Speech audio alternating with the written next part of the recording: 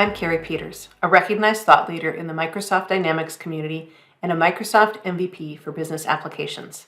Welcome to the Get Your New View podcast. Keep listening to learn how we work with frustrated Business Central and NAV users who struggle to use their system and find the answers that they need. We teach them to truly understand how the system can support their business processes to make immediate and lasting improvements. As a result, they get more done in less time, make better business decisions, and even love their system.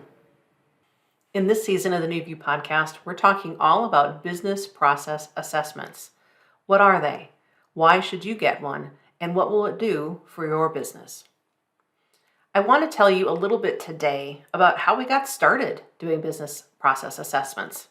So if you know us already, you know that New View Strategy does training. After many training sessions with many customers, we started keeping a list of things that companies could be doing better just by what we observed during their training sessions. And over the years, we learned that every company had key processes that they could improve, but they just couldn't see it. Everyone was so busy doing the day-to-day that they had no time to improve their current situation.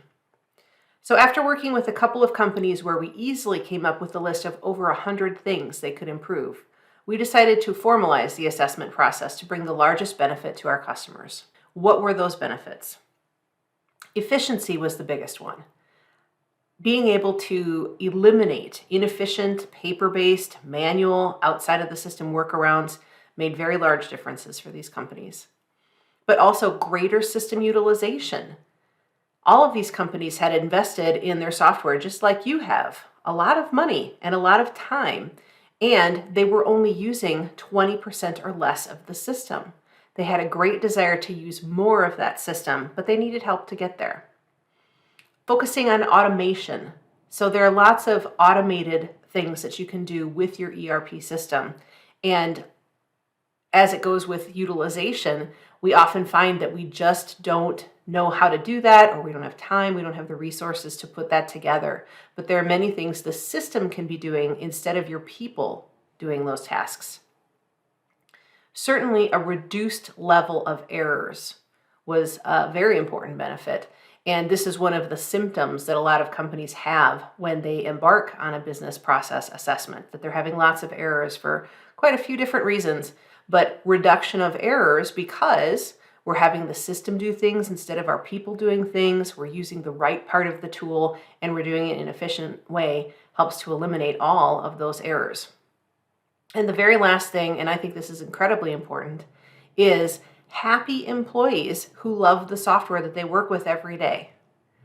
You know, when you've been somewhere where the systems just don't work, there's a lot of complaining, as there should be. People don't enjoy their jobs as much because they're struggling getting their systems to work. If the system works efficiently and uses automation, if it uses all the parts of the system that really should be used, and errors are less and we're using less workarounds, of course your employees are going to be happier with how the system is working. They're going to be happier with the results of how they're getting their job done. And they're even going to be really happy when they can get their job done in a reasonable amount of time and go home every day and have a life. So there were a lot of benefits behind the business process assessment, but how do you know that you need a business process assessment? How do you know if it's right for you? Take a look at the slide that I have showing here and take a look through some of these points. I would say when you're thinking about whether your company should have a business process assessment, really focus in on that first one. How many times have you or somebody else at your company said in total frustration, there's just got to be a better way of doing this? We all recognize that things are working well or they're definitely not working well. And that phrase, there's got to be a better way, comes out when we just don't know what to do with that next. So that's really the first thing that you could write down. So get out your pen and paper if you haven't already and start making a list. What things have you identified in that category of there's just got to be a better way? You might have come up with some things where you certainly know that the process is painful. Maybe people don't think that there's a better way and it's just a painful process that we have to do. Write that one down. take a look at how many times things are done outside of the system. Maybe it's done in a different system. Maybe you've got multiple software packages that you have integrated together in some way, or maybe they're not integrated and you've got to hand reconcile those things or hand connect them in some way. What kind of things are done outside of your ERP? Don't forget spreadsheets.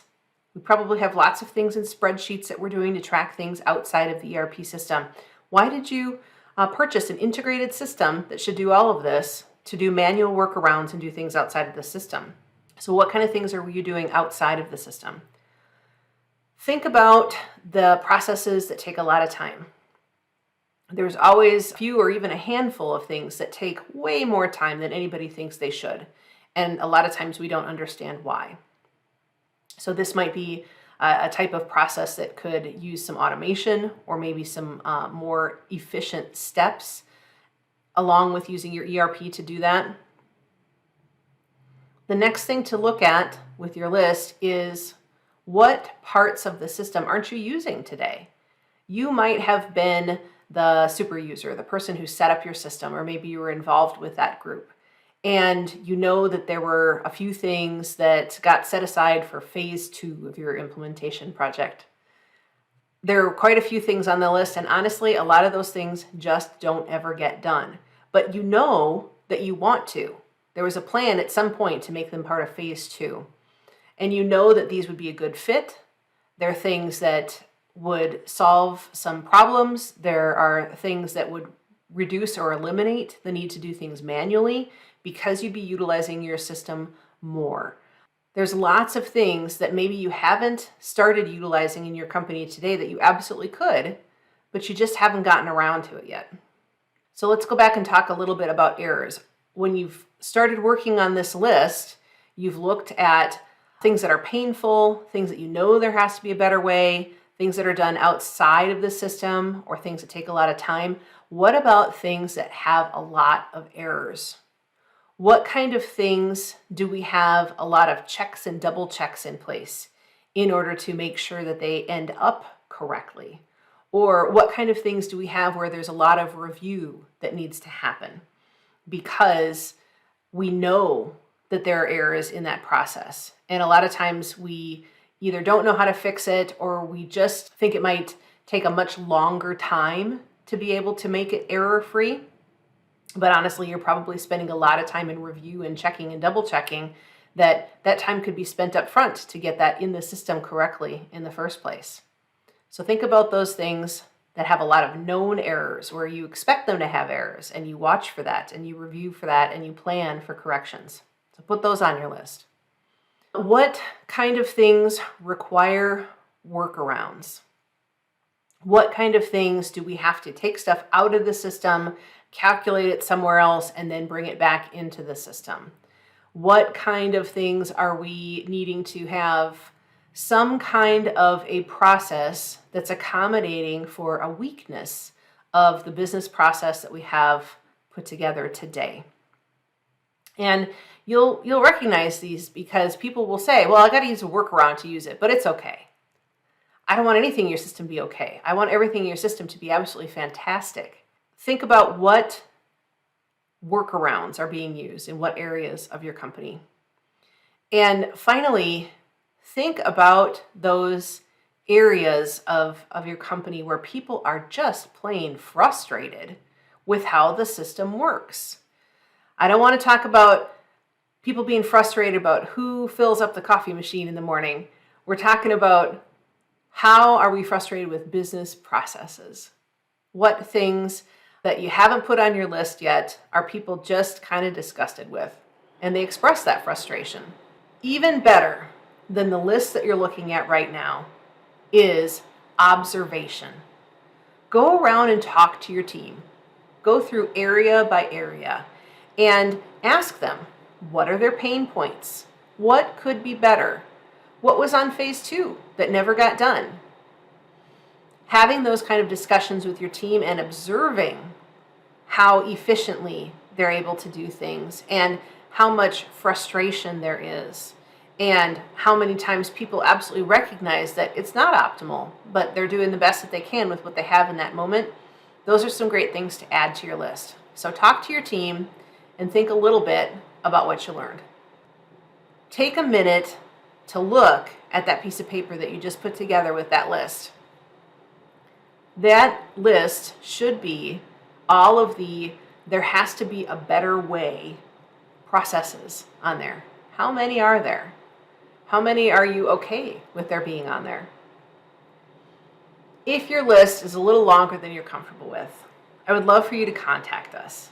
It's super easy. Just send a quick email to info at getyournewview.com, and we'll set up a quick 30-minute call to talk about what a business process improvement assessment could do for your company. Coming up in our next episode, we're going to talk about when is it a good time to have an assessment. Did your team ever really get good training to understand how to use your business software? Do you think you could use more features of your software if you just knew how? Are you frustrated with inefficiency that never seems to get better? Do you suspect that there just has to be a better way, but you don't know what that is? We believe every company can benefit from increased efficiency and higher utilization of their software, and that it's possible to have fun while learning exactly how to do that. The experts at NewView Strategies work with frustrated Business Central and NAV users who struggle to use their system and find the answers they need. We teach them to truly understand how the system can support their business processes to make immediate and lasting improvements. As a result, they get more done in less time, make better decisions, and even love their system. Please contact us at getyournewview.com to get started.